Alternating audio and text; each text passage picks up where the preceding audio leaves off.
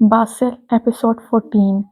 सोफे पर दुरान करवट लिए कुशन को दोनों बाजू में भींचे गहरी नींद में था। आतिशदान में जलती आग की हिद्दत की वजह से लाउंज कमरे की निस्बत काफी गर्म था। दुरान के पास से गुजरती हुई वो इसके सोफे के पास आई थी, जहां अटल बेआरामी में सो रहा था। दाएं तरफ गर्दन को सोफे के हत्थे पर रखे कुशन पर लगाए और इस पर सर रखे सो रहा था। सुने, आहिस्ते से पुकारती वो थोड़ा सा झुकी। मुद्दर सी आवाज ने आतिशदान में भड़कते शोलों का साथ दिया। सुने, एक दफा और फिर इसने आवाज का दर्जा बढ़ाकर पुकारा। हो, क्या हुआ? अटल ने कुसमुंदी से बोझिल आंखें खोली, फिर हवास में आते ही जल्दी से चौकन्ना हुआ। एक नजर सर पर खड़ी जुई पर डाली और फिर दुरान पर। कुछ नहीं हुआ, वो आप यूं सोफे पर सो रहे हैं, रूम में जाकर सो जाए। नहीं, मैं ठीक हूँ यहाँ, आप जाएं आराम करें। अटल ने कुशन उठाकर गोद में रखा और शाइस्ती से इनकार किया। मैं आराम कर चुकी हूँ, आप सो जाएं अब। यहाँ तो आप कंफर्टेबल नहीं। वो वाकई अब चेहरे और अंदाज से काफी पुरसकून लग रही थी। अटल ने अब्रू उचकाए, गहरी सांस खारिज की। अच्छा, बहुत शुक्रिया, मशकूर लहजे में कहा। नींद ने तो वैसे भी बेहाल कर रखा था। कुशन गोद से उठाया और एक निगाह घड़ी पर डाली। रात के 3 बज रहे थे। अटल अब बोझिल कदमों से कमरे की जानब बढ़ गया। अटल के जाने के बाद वो यूं ही कमरे का जायजा लेती हुई आगे बढ़ी। कदम इसके सोफे तक आए और फिर आगे डेग न भर सकी। गहरी नींद में सोया वो किसी बच्चे की मानद मासूम लग रहा था। माथे पर बिखरे सीधे बाल, बड़ी हुई शेव, कुशन को दोनों बाजू की मदद से सीने से लगाए हुए। निगाहें इसके नक्श नक्श को अकीदत से छू रही थी, जो इसके दिल में छुपी बेपनाह मोहब्बत से बेखबर सो रहा था। दिल इसको चाह सकता था, सिर्फ पाने का तस्वर भी करना खुद का मजाक उड़ाने जैसा था। इसके मुकाबले में वह कुछ भी तो नहीं थी। यूं ही अपनी सोचों में मगन वो इस पर निगाहें टिकाए खड़ी थी, जो वो धीरे से कुलस्माया और भुएं सुकड़े आंखें खोल दी। इसके यूं अचानक जाग जाने पर वो गड़बड़ा गई, क्योंकि वह इसे यूं सर पर खड़े और महमूद होकर देख चुका था। दुरान के चेहरे पर हैरत की हल्की सी रमक उभरी और मुअद्दम हुई। वो अटल सोफे पर सो रहे थे तो मैंने इनको रूम में भेज दिया। मेरी नींद पूरी हो गई थी। वो इसे यूं अपनी सफाइयां पेश कर रही थी जैसे चोरी पकड़ी गई हो। वैसे शायद पकड़ी ही गई थी, क्योंकि इसकी निगाहें अजीब तरह जुई को देख रही थी। आप कब उठी? कुशन को एक हाथ से सीने पर से हटाता वो उठ बैठा था। एक हाथ से पेशानी पर आए बाल दुरुस्त किए और घड़ी पर नजर डाली। 3 बजे। अभी कुछ देर पहले। बिला वजह गले में डाले स्कार्फ को दुस्त करते हुए जवाब दिया। मुस्तरिक कैफियत में कुछ ना समझ आने पर रुख मोड़े। कुछ कदम के फासले पर मौजूद सोफे पर बैठ गई। दुरान अब बिला जवाब इर्द गिर्द देख रहा था। क्या है, अजीब सी खामोशी थी। जुई ने निगाहें फिर से इसकी तरफ उठाई। अब वो आतिशदान के शोलों पर निगाहें जमाए बैठा था। सफेद पाँव में रून रंग के रगपग धरे थे और इसके जोगर्स करीब पड़े थे। वो अब इनके पैरों पर निगाह टिकाए हुए थी, जब दुरान की आवाज उभरी। आपकी दोस्त हिना यही नाम बताया था? जुई ने चौंक कर ऊपर देखा। वो इसी की तरफ देख रहा था, सोफे की पुश्त छोड़े थोड़ा आगे झुका हुआ। इनका कोई एड्रेस वगैरह मालूम है क्या? नहीं, एड्रेस तो नहीं, फोन नंबर इसके शोहर का था मेरे मोबाइल पर। जुई ने रुक कर मायूसी से कदे गिराए। मोबाइल तो चीन आने से पहले इनसे छीन लिया गया था। दुरान ने इसकी अधूरी बात समझते पुरसोच अंदाज में सर हिलाया। जुई ने सर झुकाया, फिर झटके से उठाया। हाँ, पाकिस्तान में इसके घर वालों से इसके शौहर का नंबर ले सकते हैं। वो अपनी निगरानी में हिना से बात करवाता है इनकी। मुझे वो नंबर याद है। पुरजोश लहजा था, आंखें किसी उम्मीद से चमकी। गुड, दुरान ने पुरसोच अंदाज में सर हिलाया। सोफे के पुर से सर टिकाए बाजू को ऊपर किया। हिना बच जाएगी ना? फिक्र से लहजे में पूछा। दुरान ने निगाह इसके चेहरे पर गाड़ी। फिक्रमंदी चेहरे पर साफ वाजिया थी। वक्त से पहले क्या कह सकते हैं? दो टोक रूखे से लहजे में जवाब आया। जुई को रूखापन महसूस हुआ। ऐसा क्यों था वो? एक पल में बहुत एहसास करने वाला और एक पल में ऐसे जैसे इससे ज्यादा कोई अजनबी ना हो। जी, वो सर झुका गई। बोझ हूं मैं इस पर। दिल पर भारीपन बढ़ने लगा। आंखें नमकीन पानी से भरने लगी। अब हिना के साथ पाकिस्तान नहीं जा सकेंगी। दुरान की आवाज पर हैरत जदा सर ऊपर उठाया। निगाहें इसकी गहरी निगाहों से जा टकराई। आंसू से भरी बड़ी बड़ी आंखों की पुतलियां एक पल को लगा भी कि झलक जाएंगी। देखे, हिना और आपकी सिचुएशन में बहुत फर्क है। आपको भी पाकिस्तान में भी खतरा हो सकता है। ये लोग बहुत बहुत मजबूत है और आपको पाकिस्तान में इतनी सिक्योरिटी नहीं मिलेगी। फिर मैं कब जा सकूंगी? जुकाम ज़दा लहजा। अभी कुछ नहीं कह सकता। दुरान ने कंधे आस्ते से उचकाए। जुई के चेहरे पर खौफ एकदम से बढ़ गया। गले में भी नमकीन से पानी का एहसास बढ़ने लगा। जुई की आंखों की पुतलियों में चमकता पानी इससे मख्फी नहीं था। वो सोच रही थी शायद वो बोझ है इस पर। वो मासूम लग रही थी, इस वक्त शाम वाली जुई से मुख्तलिफ, जिससे वो मुतासिर हुआ था। قابل رحم لوگوں سے نفرت تھی اسے، مگر نہ جانے کیوں اس وقت سامنے بیٹھی لڑکی سے انسیت محسوس ہوئی۔ ڈونٹ وری، ابھی آپ میرے ساتھ جائیں گی، آہستگی سے کہا۔ اس دفعہ لہجے میں بے رخی نہیں تھی۔ کہاں؟ رندیائی آواز کانپتی ہی جیسے بمشکل گلے سے برآمد ہوئی۔ امریکہ، میرے گھر۔ دوران کے جواب پر حیرت سے زیادہ وہ الجھ کر اس کی طرف دیکھنے لگی۔ آنکھیں جھلک پڑی، جلدی سے انگلی کی پورے سے آنکھ کے کونے کو دبایا، مگر آنسو تھے کہ تھمے نہیں۔ گال ایک سیکنڈ میں بھیگ گئے۔ پریشان مت ہو، دراصل میں آپ کی اجازت کے بنا آپ کو اپنے مقصد کے لیے بھی استعمال کر چکا ہوں۔ یہ یوں بھی کہہ سکتے ہیں کہ آپ کو بچانے اور مجھے میرے مخالفین کو سبق سکھانے کے لیے میں نے صرف ایک تیر کا استعمال کیا ہے۔ دوران اب حد بدرجہ اطمینان سے اسے وضاحت دے رہا تھا۔ اس کا روتا چہرہ، وہ کیوں اس پر ترس کھا رہا تھا؟ اب آپ کو میرے اور مجھے آپ کے ساتھ کی ضرورت ہے، کیا آپ دیں گی؟ وہ ابھی اس کی پہلی بات کو مکمل طور پر سمجھ نہیں پائی تھی کہ اس کی مدد کے لیے کہنے پر اور تجسس ہوئی۔ گالوں کو صاف کرتے ہاتھ وہیں تھم گئے۔ 1 2 3 سیکنڈ۔ میں سمجھی نہیں کہ کیسا ساتھ؟ الجھن سے پیشانی پر شکنڈ ڈالے سوال کیا۔ ہاتھ سکارف کے کونے پر گرفت مضبوط کر رہے تھے، پلکیں آنسو سے تر تھیں، پتلیوں کی سفیدی میں ہلکی سی لالی۔ وقت آنے پر بتاؤں گا، فی الحال تو یہ کہ جیسا میں کہوں گا ویسے کرنا ہوگا آپ کو۔ جوئی نے تہنز الجھی سی نظروں سے دیکھتے ہوئے استناء میں سر ہلایا، اسکارف سمیت ہاتھ اٹھایا اور نم گالوں پر پھیر دیا، پھر نظریں جھکا کر اون کے سرے انگلی کی پور کے گرد لپیٹنے لگی۔ دوران نے اس کی جھکی نگاہوں والے چہرے کو بغور دیکھا۔ بھوک کی شدت اسے اب نڈھال کر رہی تھی۔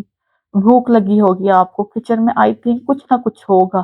دوران کے اچانک اس کے ذہن کی بات کر دینے پر وہ چونکی، مگر کچھ بول نہ سکی۔ خجالت سے بالوں کی لٹ کو سمٹا اور استناء میں سر ہلایا، سر پھر سے جھکا دیا۔ ہاتھ اب بھی دوسرے ہاتھ پر سرخ سکارف کے کنارے کو لپیٹ رہا تھا۔ 1 2 3 سیکنڈ۔ آپ کو خود کرنا ہوگا، وہ سامنے ہے کچن۔ اف، کیا وہ اس سے توقع کر رہی تھی کہ وہ اس کی مہمان ہے یہاں؟ اس کے جملے پر جوئی نے خجالت سے سر اٹھایا۔ لب بھینجے وہ کچن کی طرف اشارہ کر رہا تھا۔ نادم سے اپنی جگہ سے اٹھی، پھر رکی۔ آپ کچھ کھائیں گے؟ جھجکتی لہجے میں وہ کچھ سوچ رہا تھا، پھر چہرہ اوپر اٹھایا۔ جو آپ کھائیں گے وہی بنا لیجیے گا میرے لیے، زبردستی کی پھیکی سی مسکراہٹ کے ساتھ جواب دیا۔ جوئی نے استناء میں سر ہلایا اور قدم لاؤنج سے مہلک اوپر کچن کی طرف بڑھا دیے۔ وہ ٹھیک کہہ رہا تھا، کچن کے اندر موجود فریج میں انڈے، بریڈ، دودھ اور مختلف چیزوں کے ریڈی فوڈ ٹین موجود تھے۔ صبح تو ہونے والی تھی۔ ٹوسٹ اور آملیٹ کا سوچتے ہوئے اس نے بریڈ کی طرف ہاتھ بڑھا دیے۔ ٹیکسی تنگ گلیوں میں ہوتی ہوئی اب ایک جگہ رک گئی تھی۔ پچھلی نشست کا دروازہ کھولے دوران بھویں اٹھائے ارد گرد بنے گھروں کو دیکھتا ہوا اترا۔ ٹیکسی سے نیچے اتر کر ایک نگاہ ہاتھ میں پکڑی، کاغذ کی چٹ پر ڈالی اور پھر سامنے لگے بورڈ پر یہی وہ ایڈریس تھا جو ہنا کے شوہر نے لکھوایا تھا۔ اٹل ٹیکسی کو کرایہ ادا کرنے کے بعد بالکل اسی کے برابر ہی آ کر کھڑا ہوا۔ دوران نے ایک نگاہ اٹل پر ڈالی اور سر کی ہلکی سی جنش کے ساتھ آگے بڑھنے کا اشارہ کیا۔ چند قدم اٹھانے کے بعد وہ سفید رنگ کے لکڑی کے بنے گیٹ کے سامنے کھڑے تھے۔ یہ سنگل ڈور گیٹ تھا۔ دوران نے آہستگی سے گھنٹی پر ہاتھ رکھا۔ ریزورٹ سے سیدھا وہ آگے نکل آئے تھے۔ پاکستان میں ہنا کے ماں باپ کے گھر سے بآسانی اس کے شوہر کا نمبر مل گیا تھا، جو چوکنگ کے ایک مستوٹ طبقے میں رہائش پذیر تھا۔ چونگنی کی فلائٹ پکڑ کر وہ تینوں کچھ گھنٹوں کی مسافت کے بعد یہاں پہنچ گئے تھے۔ یہاں کے نمبر سے دوران نے ہنا کے شوہر کو فون کیا اور خود کو کلائنٹ ظاہر کیا، اور اب اس کے منہ مانگے دام پر وہ اس کی بیوی کلائنٹ بن کر اس کے گھر کے سامنے کھڑے تھے۔ چونکنگ پہنچتے ہی انہوں نے ایک ہوٹل میں رہائش کی، جہاں وہ اب جوئی کو چھوڑ کر خود یہاں آئے تھے۔ تیسری گھنٹی پر ہی سفید دروازہ کھل گیا۔ بدبو کے بھپکے اڑتا خبیث شخص غالباً ہنا کا چینی شوہر ہی تھا۔ ایڈوانس پیمنٹ فرسٹ، بڑے انداز میں اس نے پینٹ کے جیب سے پسٹل کی ہلکی سی جھلک دکھاتے ہوئے دوران سے کہا۔ دوران نے اٹل کو اشارہ کیا۔ اٹل نے فوراً کوٹ کی جیب سے پیکٹ نکال کر اس کی طرف بڑھایا۔ پیکٹ کو ہاتھ میں لے کر اس نے اچھالا اور پھر دروازے سے پیچھے ہوتے ہوئے دونوں کو رستہ دیا۔ آؤ۔ چھوٹی سی گیلری تھی جس پر وہ اس شخص کے پیچھے چل رہے تھے۔ اس کی پینٹ کی جیب میں سے پسٹل اب بھی نظر آ رہا تھا۔ گیلری کے آگے لاؤنج اور سامنے دو بند دروازے تھے۔ بدبودار سا لاؤنج ایک قدر صوفے، میز اور سامنے بڑی اسکرین ٹی وی پر مشتمل تھا۔ کچھ پیو گے پہلے؟ لڑکی اور کمرہ تیار ہے۔ شخص نے مسکراتے ہوئے ایک طرف میز پر دھری شراب کی بوتلوں کی طرف اشارہ کیا۔ میں پیوں گا، یہ اندر جائے گا، دوران نے مسکراتے ہوئے کہا۔ وہ حیران ہوا۔ اکٹھے نہیں جائیں گے کیا؟ دوران نے نفی میں سر ہلایا۔ وہ خباثت سے کہکا لگا گیا۔ ٹھیک ہے، جیسے تم لوگوں کا مرضی، پر وقت کے حساب سے چارج ہے، اس سے زیادہ نہیں ہوگا۔ انگلش زبان میں بولتے ہوئے اس نے انگلی کھڑے کیے، تنبیہ کیے۔ ہاں فکر نہ کرو، دوران نے ہاتھ کھڑے کیے تسلی دی اور پھر اٹل کو جانے کا اشارہ کیا۔ وہ کمرہ ہے سر، انجوائے۔ وہ اٹل کو آنکھ مارنے کے بعد کمرے کی طرف اشارہ کر رہا تھا۔ اٹل نے گہری سانس باہر ڈیلی اور ایک چور نگاہ دوران کی نگاہوں سے ملائی اور کمرے کی طرف بڑھ گیا۔ پیک میں خود لگاؤں گا۔ دوران نے شراب کی بوتل کی طرف بڑھتے شخص کو روکا جو بتیسی نکالے کندھے اچکاتا ہوا پیچھے ہوا۔ دوران اب میز کی طرف جا رہا تھا۔ اٹل کمرے میں داخل ہوا تو سامنے بے بس سی لڑکی کو چند ثانیہ میں پہچان گیا۔ وہ انہی کی بلڈنگ کی لڑکی تھی۔ دل کے پھٹنے جیسا احساس ہوا۔ وہ نگاہیں جھکائے ایک روبوٹ کی مانند بیٹھی تھی، میک اپ سے اٹا چہرہ، شرمناک لباس۔ اٹل نے گاہیں چرا گیا، پھر بمشکل سر اوپر اٹھایا۔ ہنا! اٹل کی آواز پر وہ بری طرح سے پٹائی۔ ذرا سے سر اوپر اٹھایا، وہ بھٹی بھٹی آنکھوں سے اٹل کو دیکھتی ایک دم سے اٹھی، ہچکی سی بندی، اس کی چیخ برآمد ہوئی۔ شش، چپ چپ، آپ کو یہاں سے لینے ہی آئے ہیں۔ وہ سہم گئی، اس کی کیفیت بے یقینی جیسی تھی، کبھی ہنس رہی تھی تو کبھی رو رہی تھی۔ اٹل لبوں پر ہاتھ رکھ کے خاموش رہنے کا اشارہ کر رہا تھا۔ اٹل کی طرح شاید وہ بھی اسے پہچان گئی تھی۔ روئے مت پلیز، چپ، آپ بالکل سیف ہیں اب۔ اٹل نے ہنا کو خاموش رہنے کا کہتے ہوئے کمرے کا جائزہ لیا۔ بنا کسی کھڑکی اور روشن دان کے اس چھوٹے سے کمرے میں صرف ایک ہی مقصد کا ساز و سامان تھا۔ اٹل کے چپ کروانے کے باوجود سامنے کھڑی بے جان ہنا گھٹی گھٹی آواز میں روئی جا رہی تھی۔ قید اور وہ بھی اذیت بھری، اس میں کسی ذی روح کی کیا حالت ہوتی ہے، سامنے بیٹھی وہ لڑکی ہی جانتی تھی۔ پچھلے 6 ماہ سے وہ یہاں قید و بند میں تھی۔ ماں باپ نے تو یہی سوچ کر رخصت کیا تھا کہ وہ نہ صرف اس کا مستقبل سنوار جائے گا بلکہ پیچھے ان کے گھر والوں کو بھی سہارا ملے گا۔ شادی کے جھانسے میں یہاں لا کر شوہر اس سے 6 ماہ سے جسم فروشی جیسا گھناؤنا کاروبار کروا رہا تھا۔ اس کے گھر والوں کا منہ ہر ماہ چند ہزار بھیج کر بند کر دیتا تھا۔ وہ اپنی نگرانی میں ہنا کی بات گھر والوں سے کرواتا تھا، جس میں وہ یہ کہتے تھے کہ وہ بہت خوش ہے اور یہاں ایک اسٹور میں ملازمت کرتی ہے جس کی وجہ سے آپ لوگوں کو پیسے بھیج رہی ہے۔ سارا دن وہ اس چھوٹے سے فلیٹ نما گھر میں بند رہتی تھی۔ شوہر کا جب دل کرتا تشدد کرتا اور منہ مانگے داموں پر جسم فروشی کرواتا۔ وہ اب مایوس ہونے لگی تھی، خود کو حالات پر چھوڑ دیا تھا، لیکن آج یوں کوئی اسے بچانے کے لیے آ جائے گا، یہ ناقابل یقین تھا۔ مجھے یہاں سے جانا ہے، مجھے پاکستان جانا ہے، اپنے گھر، پلیز مجھے لے چلو یہاں سے۔ کانپتے ہاتھوں سے راہ فرار کی جا پر کھڑی وہ اب بھی بے یقینی سے سامنے اٹل سے منت سماجت کر رہی تھی۔ جائیں گی، ضرور جائیں گی، بلیو می، آپ رونا بند کریں، آواز باہر جائے گی۔ اٹل نے تسلی امیز لہجے میں سمجھایا۔ تحفظ کی یقین دہانی کے لیے اپنا کوٹ اتار کر اس کے کندھوں پر ڈال دیا، نگاہوں کو زاویہ تبدیل کیا اور کمرے کے بند دروازے کو بغور دیکھا جس کے پاس چھوٹے سے لانچ میں لگے صوفے پر ہنا کا شوہر بیٹھا تھا اور دوران ہاتھ میں 2 گلاس سامنے اس کی طرف آ رہا تھا۔ گلاسوں میں موجود محلول کی اوپری سطح پر سفید جھاگ کی تہہ تھی جو دوران کے ڈاک بھرنے سے گلاس کے کناروں سے ٹکرا رہی تھی۔ بڑی مہارت سے دوران نے گلاس کے اندر موجود اس محلول کے اندر بے ہوشی کی دوا ملائی تھی۔ کن اکھیوں سے وہ سامنے بیٹھے شخص کو دیکھتا ہوا اب اس کے قریب آ چکا تھا۔ وہ بڑے مزے سے ٹانگیں پسارے ٹی وی پر نگاہیں جمائے ہوئے تھا۔ آپ کے لیے، دوران نے بھرپور مسکراہٹ چہرے پر مزین کیے اس کی طرف گلاس بڑھایا۔ وہ چونکا، حیرت سے دوران کی طرف دیکھا۔ بھرپور اداکاری۔ اوہ، اپنا میں خود بنا لیتا، آپ نے تکلیف کی، پر اب کر دی ہے تو لائیں دیں۔ پلاہٹ سے بھرے دانت نکالے وہ اب دوران کے ہاتھ سے گلاس تھام رہا تھا۔ دوران نے گلاس اسے پکڑایا اور خود بائیں طرف لگے کاؤچ پر براجمان ہوا۔ وہ گلاس کو لبوں سے لگائے شراب چڑھا بھی چکا تھا، جبکہ دوران ہنوز گلاس کو ایک ہاتھ میں تھامے بیٹھا تھا، نگاہیں کلائی پر بندھی گھڑی کی سوئیوں کو آگے سے رکھتا ہوا دیکھ رہی تھی۔ 3 منٹ بس۔ آپ کو دیکھ کر لگتا ہے ایسے جیسے بہت دیکھا ہو کہیں۔ وہ محلول سے بھرے گلاس کو لبوں سے ہٹائے آنکھوں کو سشنائی انداز میں چندی کیے دوران کی طرف دیکھ رہا تھا۔ دوران نے ابرو اٹھایا۔ ہاں، ایک مشہور بالی ووڈ ایکٹر سے بہت شکل ملتی ہے میری۔ دوران نے بڑے وثوق سے جھوٹ بولا۔ وہ زور زور سے سر اجتناب میں ہلانے لگا۔ ہاں، یاد آ گیا، بالکل، وہ راک فائٹر کا ہیرو۔ وہ صوفے کے بازو پر ہاتھ مارے اپنی ذہانت پر تراتا ہوا کہکا لگا گیا۔ دوران نے معنی خیز مسکراہٹ سے جائے بس اجتناب میں سر ہلانے پر اتفاق کیا۔ واقعی بہت شکل ملتی ہے تمہاری اس سے، مجھے بھی بہت سے لوگ کہتے ہیں میں جیکی جیسا لگتا ہوں۔ وہ گردن اٹھائے شیخی بکا رہا تھا۔ اچھا، یقین کریں، لوگ سچ کہتے ہیں، ہے نا؟ تمہیں بھی لگا نا ایسا؟ وہ انگلی کو ہوا میں جلاتا ہوا تصدیق مانگ رہا تھا۔ خباثت بتیسی نکالے ہوئے تھا۔ دوران اس کی انگلی کو دھیمی ہوتی رفتار کو جانچ رہا تھا۔ اب کام سیکنڈز پر تھا۔ اندر وہ تمہارا دوست ہے، کس کام کے سلسلے میں آئے ہو؟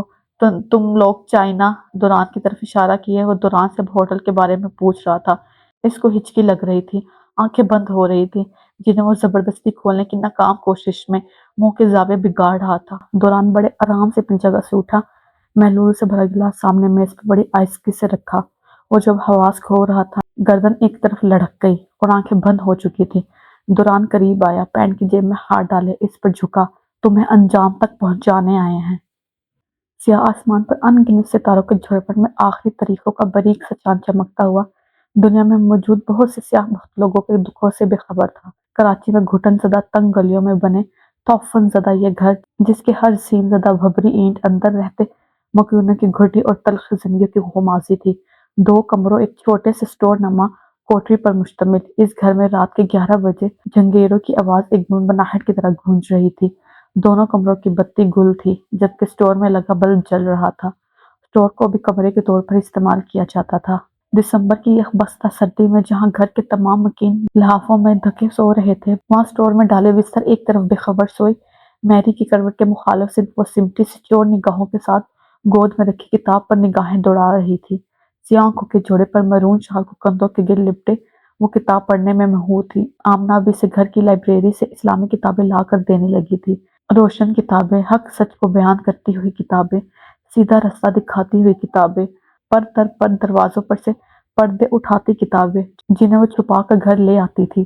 ساری رات وہ ان کتابوں کو پڑھنے میں گزار دیتی تھی۔ اسلام کامل دین ہے، صرف ذہن اس کو تسلیم نہیں کر رہا تھا، بلکہ آہستہ آہستہ دل میں لگے قفل بھی کھلنے لگے تھے۔ وہ سوچنے لگی تھی، پھر کھوجنے لگی تھی، پھر ماننے لگی تھی۔ بس اب ایمان لانے کی دیر تھی۔ دروازہ کھلنے کی ہلکی سی چرچراہٹ پر برق رفتاری سے اس نے کتاب کو لحاف میں چھپایا، مضطرب سا چہرہ اوپر اٹھایا۔ جوئی جاگ رہی ہو نا؟ سنینا سر اندر کیے پوچھتے ہوئے آگے بڑھی۔ سیاہ شال کندھوں پر لپٹے وہ اندر داخل ہو چکی تھی۔ آ جاؤ، تم سوئی نہیں ابھی تک؟ روشنی سو گئی کیا؟ ہلکی سی گڑگڑاہٹ پر وہ بمشکل قابو پاتے ہوئی تھی۔ عموماً اس وقت سب سو جاتے تھے، مگر آج سنینا کی بیٹی روشنی میں باہر تھی۔ کچھ دیر پہلے تک اس کے رونے کی آواز میں گھر بھر میں گونج رہی تھی، اب شاید وہ سو چکی تھی۔ ہاں سو گئی ہے۔ وہ دروازہ بند کرنے کے بعد اب اس کے بستر کے قریب آ رہی تھی۔ جوئی کی دھڑکن تیز ہونے لگی، دھک دھک کی آواز کے ساتھ گال گرم ہونے لگے۔ تم بھی سو جاتی نا، تھوڑی نیند پوری ہو جاتی۔ کوشش تو کی تھی مگر سر میں بے پناہ درد تھا، چائے پینے کو دل تھا مگر تمہارے ہاتھ کی۔ ہلکی سی مسکان نے سنینا کی خشک لبوں کے کناروں کو پھیلا دیا۔ کتنے عرصے بعد تو وہ یوں مسکرائی تھی۔ جوئی نے نظر بھر کر اسے دیکھا۔ پلاہٹ زدہ تھکا چہرہ، آنکھوں کے نیچے گہرے سیاہ حلقے اس کے حسین چہرے کو پرمصدع کیے ہوئے تھے۔ دل میں ایک ٹھیس اٹھی تھی۔ 1 سال پہلے کیسا کھلتا چہرہ تھا اس کا، چمکتی آنکھیں، دمکتی سرخی، جلملاتی رنگت۔ ابھی بنا دیتی ہوں، چلو ساتھ چلتے ہیں، کچن میں کھٹے بناتے ہیں۔ لحاف کو بڑی احتیاط سے اٹھاتی وہ اپنی جگہ سے اٹھی۔ مباحدہ سنینا کی نگاہ کتاب پر نہ پڑ جائے، وہ اس سے پہلے پلٹ کے دروازے کی طرف بڑھ گئی۔ جوئی نے سر کو ہلکا سا خم دیا اور ایک جانچتی نگاہ واپس لحاف پر ڈالی اور اس کے پیچھے پیچھے کچن میں آ گئی۔ چھوٹا سا پوسیدہ کچن بھی مریم نے بڑے سلیقے سے صاف رکھا ہوا تھا۔ جوئی اب برتنوں کی الماری میں سے کیتلی نکال رہی تھی اور سنینا دودھ کی بوتل فریج سے نکال کر باہر لا رہی تھی۔ جوئی بوتل کو اس کی طرف بڑھاتے ہوئے دھیمے مگر پرسوچ لہجے میں پکارا، ہوں؟ ایک کپ پانی کو کیتلی پر چڑھاتے مگر انداز میں ہلکا سا ہنکار بھرا، رہبر رشتہ بھیج رہا ہے پھر سے۔ خالہ نے اماں کو بتایا کہ وہ جلدی آئیں گی۔ سنینا نگاہیں جھکائے ہوئے تھی۔ جوئی نے چونک کر خوشی سے دیکھا، وہ ان کا خالہ زاد تھا، جس کا رشتہ پہلے سنینا کا اچھی جگہ سے رشتہ آ جانے پر جان نے ٹھکرا دیا تھا۔ رہبر سنینا کو پسند کرتا تھا، وہ اچھا سلجھا ہوا لڑکا تھا، لیکن مالی حالات اچھے نہیں تھے، جس کی وجہ سے جان راضی نہیں ہوا تھا۔ یہ تو بہت خوشی کی بات ہے نا؟ جوئی کے چہرے پر مسکراہٹ بکھر گئی تھی، جبکہ وہ اداسی سے سر جھکائے ہوئی تھی۔ میں نے اماں سے صاف صاف کہہ دیا ہے، پہلے جوئی کی شادی ہوگی تو ہی میں کروں گی، تب تک روشنی بھی بڑی ہو جائے گی۔ میرے نصیب کے انتظار میں خود پر نصیب کے دروازے کیوں بند کر رہی ہو سنینا؟ رہبر اچھا لڑکا ہے جو تمہیں یوں ایک بچی کے ساتھ بھی قبول کر رہا ہے۔ بہت آہستگی سے سنینا کے چہرے کو تھوڑی سے پکڑ کر اوپر کیا۔ نصیب وہ کیا ہوتا ہے جوئی؟ اس کی آنکھیں ڈبڈبا گئی۔ ایک ہونک تھی جو جوئی کے دل میں ٹھیس بن کر اٹھی اور پھر کم ہوتے ہوئے جیسے پورے وجود میں گھل گئی۔ پانی کیتلی میں پک کر اب پتے کناروں سے چپکنے لگی۔ جوئی نے فوراً پکتے پانی میں دودھ کی بوتل ڈیلی۔ سفید دودھ سیاہ ہوتے پانی میں گھل کر اپنا رنگ بدلنے لگا۔ پہلے میں اکثر یہ سوچتی تھی کہ کاش کوئی ایسا بازار ہو جس سے خوبصورت چہرہ خرید لاؤں، خوبصورت چہروں کے ساتھ شاید نصیب فری میں مل جائے گا۔ لیکن اب تمہیں دیکھتی ہوں تو سوچتی ہوں نہیں، نصیب خوبصورت چہروں سے نہیں جڑے ہوتے۔ ابا کو دیکھ کر سمجھ آتی ہے، نصیب تو دولت سے جڑے ہوتے ہیں۔ کھویا سا لہجہ اور آنکھیں کھولتی چائے پر تھی۔ چینی کے 2 چمچ کیتلی میں انڈیل کر وہ گمسم کھڑی سنینا کی طرف پلٹی۔ وہ مسکرائی تھی، پھیکی سی مسکراہٹ۔ سنینا نے تڑپ کر اس کے چہرے پر نگاہ گھمائی۔ تم بدصورت نہیں ہو جوئی، کیوں ایسا سوچتی ہو؟ تم بہت پیاری ہو، تمہاری آنکھ اتنی خوبصورت ہے، سیاہ بڑی سی گھنی لمبی پلکیں، تمہارے چہرے کا ہر نقش اتنا معصوم اور جاذب نظر ہے کہ سنینا جلدی جلدی ایک ہی سانس میں جوئی کو اس کی خوبصورتی سے اشنا کرا رہی تھی۔ وہ بے ساختہ ہنستی، نہ ختم ہونے والی ہنسی، کندھے ہل رہے تھے، سیاہ کناروں والے لبوں کے نیچے سفید ترتیب سے تراشتے دانت بھی دکھنے لگے۔ ہنس کیوں رہی ہو؟ سچ کہہ رہی ہوں بالکل، وہ تمہارے بال لوگ تو ایسے کل ڈالنے کو پتہ نہیں کتنے پیسے لگا دیتے ہیں۔ سنینا نے خفگی سے گھورا۔ وہ ہنستے ہوئے چائے کیوں میں انڈیل رہی تھی اور سر کو آہستہ سے نفی میں ہلا رہی تھی۔ میں نے کب کہا تم جھوٹ کہہ رہی ہو؟ تمہیں میں واقعی بہت خوبصورت لگتی ہوں گی، کیونکہ میں تمہاری بہن ہوں اور تمہیں مجھ سے محبت ہے۔ کسی اور کی نظر سے دیکھوں گی تو نہیں لگوں گی۔ چائے کا کپ اسے پکڑاتے ہوئے وہ اب بھی ہنس رہی تھی۔ نہیں، ہرگز نہیں ہے، دیکھنا ایک دن کوئی شہزادہ آئے گا میری جوئی کے لیے، سنینا نے جوش سے کہا، چائے کا کپ دونوں ہاتھوں میں تھامے۔ اس کا موڈ یکدم خوشگوار ہو گیا تھا، چائے کے کپ سے اٹھتی بھاپ اس کے چہرے تک اڑ رہی تھی۔ پھر سے ڈائجسٹ پڑھنے لگی ہو نا؟ مت پڑھو، حقیقت بہت تلخ ہوتی ہے اس سے۔ جوئی نے مصنوعی شکن ڈالے تنبیہ کیا۔ نہیں تو کہانیاں ہمیں جینے کے طریقے بھی تو سکھاتی ہیں، ہر کہانی رومانی اور خیالوں سے پرے تو نہیں ہوتی، بہت سی کہانیاں سبق آموز بھی ہوتی ہیں، کہاں کیا غلط ہے کیا صحیح ہے یہ بھی تو سکھاتی ہیں۔ اچھا اماں دادی، پڑھ لیا کرو۔ چائے کیسی بنی ہے یہ بتا، کپ کے کنارے کو لوگوں سے لگائے بھویں اٹھاتے ہوئے سوال کیا۔ ہائے، بہت بہت کڑک، فلیٹ کی بالکونی یاد دلا دی۔ وہ مسکرا رہی تھی، آنکھیں بند کیے چائے کی لذت کو اندر اترتے ہوئے۔ وہ واقعی بیتی اچھے دنوں کی یاد میں کھوئی تھی، مگر جوئی کو صرف بالکونی یاد نہیں آئی تھی، کوئی اور بھی تھا جو سامنے پارک میں سفید پتھر کے بینچ پر سر جھکائے بیٹھا تھا۔ ہوٹل کے اس نفیس کمرے میں ہنا کی مدھم سسکیوں کے ساتھ اس کی آنسوں میں روندی بازگشت بھی گونج رہی تھی۔ یہ چونکنگ کے ایک 5 اسٹار ہوٹل کا کمرہ تھا جس کے وسط میں ہنا جوئی کے گلے لگی ہوئی تھی۔ سیاہ گہرا مکمل بند کوٹ میں ملبوس وہ شفاف آنسوں سے تر چہرہ لیے اس دن کی نسبت بہت بہتر حالت میں تھی۔ جوئی گہرے نیلے رنگ کی جرسی کے نیچے پاؤں تک آتی گلابی اسکرٹ زیب تن کیے، بالوں کی سلیقے سے چوٹی بنائے پرسکون چہرے کے ساتھ گلے لگے ہنا کی کمر کو تسلی امیز انداز میں سہلا رہی تھی۔ مجھے معاف کر دینا جوئی، میری وجہ سے اتنی تکلیف اٹھائی تم نے۔ شنگ جب بھی میری تمہارے گھر والوں سے بات کرواتا تھا تو وہ میرے سر پر کھڑا ہوتا تھا، جو وہ کہنے کے لیے کہتا تھا میں وہی کہتی تھی۔ ہنا کی شادی کے بعد اس کے والدین کے ذکر پر ہی جان اور مریم کو پتہ چلا تھا کہ کوئی ایسا چینی گروہ ہے جو عیسائی بچیوں سے وہاں کے لڑکوں کی شادی کرواتا ہے۔ ہنا کے والدین کے مطابق ہنا وہاں بہت خوش تھی، بس وہیں سے جان اور مریم کو لی تاؤ کا رشتہ ملا تھا جو اس وقت اس کی اشد ضرورت تھا۔ تفتیش کے لیے 1-2 دفعہ ہنا سے بات ہو جانے کے بعد انہوں نے مزید لی تاؤ کی کوئی چھان بین نہیں کروائی تھی۔ مجھے تم سے کوئی شکوہ نہیں پگلی، تم نے تو اپنی جان پر کھیل کر مجھے فون کیا تھا، لیکن اس وقت تک بہت دیر ہو چکی تھی، جوئی نے آہستہ سے کہا۔ لمحہ بھر کو چہرے پر ایک سایہ سا لہرایا، پھر وہ مسکراتے ہوئے اس سے الگ ہوئی، اس کے چہرے کو اپنے دونوں ہاتھوں میں لیا۔ بھول جاؤ سب جو بھی ہوا، اب پاکستان جا رہی ہو نا، نئے سرے سے اپنی زندگی شروع کرنا۔ ہنا کے شوہر شنگ کے بے ہوش ہوتے ہی دوران اور اٹل اس کو وہاں باندھ کر ہنا کو بحفاظت وہاں سے نکال لائے تھے۔ ایسا کرنا بے حد ضروری تھا کیونکہ پولیس کو شنگ پورے ثبوتوں کے ساتھ پیش کرنا تھا۔ اس کے بعد ہنا کو بحفاظت پولیس اسٹیشن پہنچایا جہاں اس نے شنگ کے خلاف بیان دیا اور چائنا پولیس کے فوری رد عمل پر بے ہوش سنگھ کو اس کے گھر سے تمام ثبوتوں سمیت گرفتار کر لیا گیا۔ پھر وہ 2 دن کے اندر اندر صرف شنگھ ہی گرفتار نہیں ہوا تھا، دوران اور اٹل نے ہنا کی ویڈیو بنائی اور اس کو وائرل کرتے ہوئے پاکستانی حکام کو جگایا۔ 2 دن کے اندر اندر نہ صرف چائنا میں شنگھ سے لے کر لی تاؤ جیسے ایسے چال باز تمام لڑکوں کی گرفتاری عمل میں لائی گئی، بلکہ پاکستان میں ان جرائم میں ملبوس دھڑا دھڑ گروہ اب گرفتار ہو رہے تھے۔ بہت سی لڑکیاں ہنا کے ساتھ بازیاب کروائی گئی تھیں جن کی آج رات پاکستان روانگی تھی۔ جوئی کو اور خود کو دوران ابھی اس سارے معاملے میں مخفی رکھے ہوئے تھا۔ وہ جانتا تھا اب اس ایکشن پر بلیک سیکس مافیا بھی کچھ دیر کے لیے روپوش ہو گیا ہوگا۔ اسے اسی دوران جوئی کو لے کر چائنا سے نکلنا تھا۔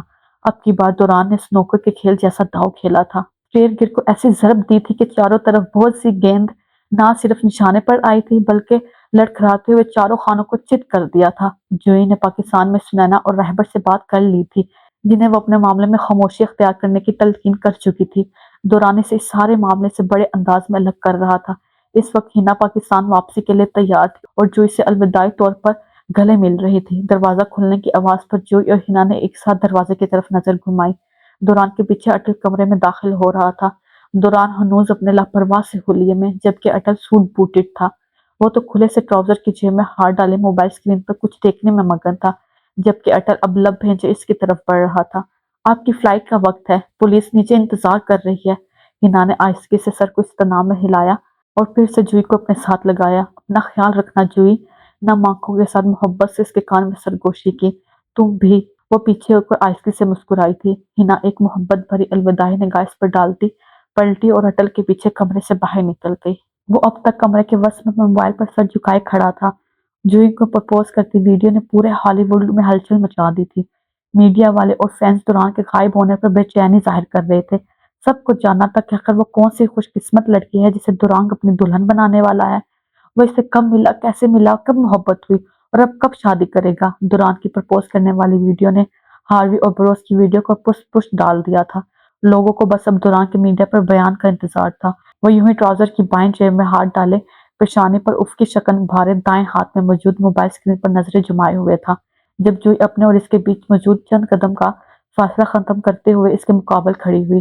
جوئی نے دونوں ہاتھوں کو ہتھیلیوں کو آپس میں ملائے اور الفاظ کو ذہن میں ترتیب دیا۔ تھوک نگلا اور نگاہ اس کے چہرے پر ڈالی۔ اس کے کلہون کی مدھم سی مہک اتنی سی دوری پر دل کی دنیا اتھل پتھل کیے ہوئے تھی۔ الفاظ نہیں ہے میرے پاس، کیسے شکریہ ادا کروں آپ کا۔ بہت ہلکی سی بات کرتی جس نے کمرے کی خاموشی میں ارتعاش پیدا کیا۔ مت کرے، رکھا سا مختصر جواب۔ وہ موبائل کو دیکھنے میں مہو تھا۔ ایک دم عجیب سی ندامت ہوئی۔ وہ بدتمیز تو شروع سے تھا۔ جوئی آنکھیں چھپ کے اس بدتمیز کو دیکھ رہی تھی۔ میرا مطلب ہے شکریہ مت ادا کریں، بس میرے لیے وہ کرے جو میں کہوں گا۔ سپاٹ لہجے میں بنا تمے باندھے اپنا مقصد بتایا، پھر نگاہ اٹھائی۔ اف، گھائل کر دینے والی بےعزل آنکھیں۔ جوئی نے فوراً پلکیں گرا دی۔ کیا کرنا ہوگا مجھے؟ یہ ادب صرف اس کے احسانوں کے مرہون منت نہیں تھا، سامنے کھڑی لڑکی کے لیے وہ کچھ اور بھی اہمیت رکھتا تھا۔ اسے جب بھی یہ محسوس ہوتا تو عجیب سی چڑ ہونے لگتی۔ فی الحال تو پورے اعتماد کے ساتھ میڈیا پر انٹرویو دینا ہے آپ کو۔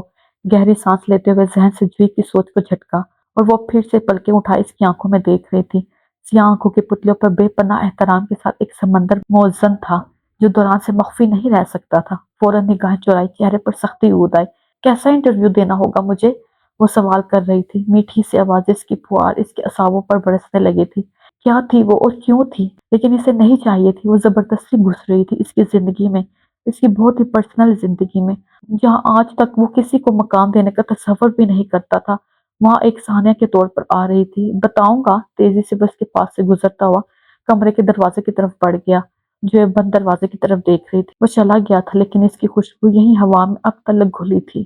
دوپہر کے 1 بجے سورج پورے تمازے سے چمکتا ہوا کراچی کو نہ صرف روشن کیے ہوئے تھا بلکہ اپنی حدت سے ہر چیز گرم کیے ہوئے تھا۔ ملک ہاؤس میں جہاں چڑیا لان میں لگے درخت کے تنوں پر دبکی بیٹھی اپنی آنکھیں مودے دھیرے دھیرے سانس لے رہی تھی، وہیں گھر کے مکین اپنے کمروں کو ٹھنڈے کیے اس میں دبکے ہوئے تھے۔ وقت پر لگا کر گزر چکا تھا۔ ملک ہاؤس کی دیواریں کا رنگ روغن 3 سال پرانا ہو چکا تھا جو فائقہ کی نسبت پر چمچم کر رہا تھا۔ سورج کی آڑی ترچھی کرنیں ملک ہاؤس کے چلاؤں سے ملک کچن کی جالی کھڑکی سے چھن چھن کر وہاں شیلف کے قریب کھڑی دوشیزہ کے پشت سے ٹکرا رہی تھی۔ گاجریں کھلتے ہوئے رنگ کے جوڑے میں دمکتے رنگ لیے سربینا ہتھیلی کے پشت سے بار بار ماتھے پہ پسینے کے قطرے پہنچے ہوئے کھانے کو بڑے سے ٹفن میں ڈال رہی تھی۔ رنگ و روپ تو سونیا اور روبی سے بھی بڑھ کر نکلا تھا، اور اب 16 سال کی ہوئی تو بلا کا غضب ڈھانے لگی۔ جہاں جوبن میں نکھار آیا تھا وہاں جذبات کا سمندر بھی رخ بدلنے لگا۔ وہ چند سال پہلے والی سربینا کہاں رہی تھی جو دوران کو راہب کی طرح فقط اپنا بڑا بھائی سمجھتی تھی۔ دستگیر بیگم سمیت بہت سے گھر والوں کی باتیں کانوں میں پڑھتے پڑھتے اس کو اس احساس نے جگڑ لیا کہ اس کی شادی دوران سے ہوگی، اور جس سے شادی ہو وہ بھائی تو نہیں ہوتا۔ دوران سے اپنیت تو شروع سے ہی تھی، اب وہ اپنائے پسندگی اور محبت جیسے جذبے میں ڈھل گئی۔ ڈھلتی بھی کیوں نہ، وہ دوران ملک تھا، لمبا قد کاٹ اور جمال میں تو کوئی پورے خاندان میں اس کا ثانی نہیں تھا۔ سنجیدہ مزاج، کم گو، مضبوط اور ذہین، وہ نہ چاہتے ہوئے بھی کسی بھی لڑکی کے دل کو اسیر کر سکتا تھا، تو وہ تو پھر 16 سالہ جوانی کی سیڑھی پر پہلا قدم دھرتی لڑکی تھی۔ چاچو کا کھانا تیار ہے تو دے دو۔ دوران نے کچن کے دروازے پر ہاتھ دھرے عقب سے آواز لگائی۔ وہ چونکی اور پھر مسکرا کر پلٹی۔ سفید ٹی شرٹ نیلی جینس میں ملبوس وہ شاید ابھی ہسپتال سے گھر آیا تھا۔ جی تیار ہے، بس ٹفن میں رکھ رہی تھی۔ تیزی سے ٹفن کے اوپری ڈھکن کو گھمایا۔ یاور ملک کے ہارٹ اٹیک نے گھر بھر کو ایک دفعہ تو ہلا کر رکھ دیا تھا۔ اب بھی وہ ہسپتال میں داخل تھا جہاں اس کی مکمل دیکھ بھال کی ذمہ داری دوران پر تھی۔ 19 سالہ دوران گھر اور ہسپتال میں گھن چکر بن گیا تھا۔ یاور سے محبت اتنی تھی کہ سارے وقت میں اس کے ماتھے پر ایک شکن نہیں آتا تھا۔ اپنی پڑھائی کو پس ڈالے وہ دن رات یاور کی خدمت میں گزارتا تھا۔ اب بھی وہ دوپہر کا کھانا لینے گھر آیا تھا۔ اسود کی کرم نوازی تھی کہ کار آج کل اسے دے رکھی تھی، ورنہ تو اس تپتی گرمی میں ہسپتال سے گھر کے چکر بہت کٹھن ہو جاتے۔ سربینا ٹفن مکمل بند کرنے کے بعد پشت پر ہاتھ باندھے پیچھے ہوئی تو وہ کار کی چابی کو بائیں ہاتھ میں منتقل کرتا ہوا آگے بڑھا۔ چہرے پر تھکاوٹ، بال بکھرے سے اور کپڑوں کا حال بھی ملک جلک سا تھا۔ مجھے بھی ہسپتال جانا ہے۔ دوران نے ٹفن کو کچن کے شیلف پر سے اٹھانے کے لیے ہاتھ بڑھایا ہی تھا جب سربینا نے آہستگی سے ہسپتال جانے کی خواہش ظاہر کی۔ دوران نے جھکی نگاہ اوپر اٹھائی۔